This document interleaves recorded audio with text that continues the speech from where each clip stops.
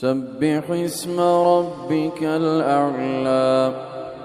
الذي خلق فسوى والذي قدر فهدى والذي أخرج المرعى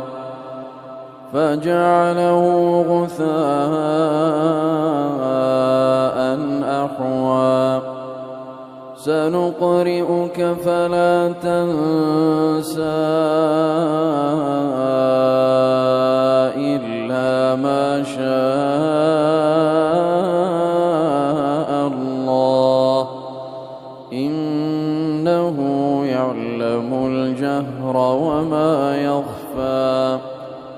ونيسرك لليسرى فذكر إن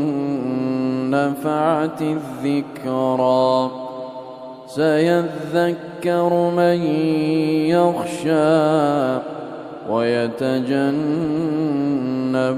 الأشقى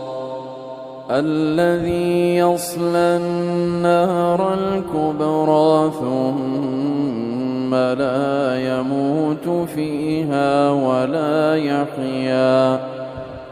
قد أفلح من تزكى وذكر اسم ربه فصلى بل تؤثرون الحياة الدنيا والآخرة خير وأبقى إن هذا لفي الصحف الأولى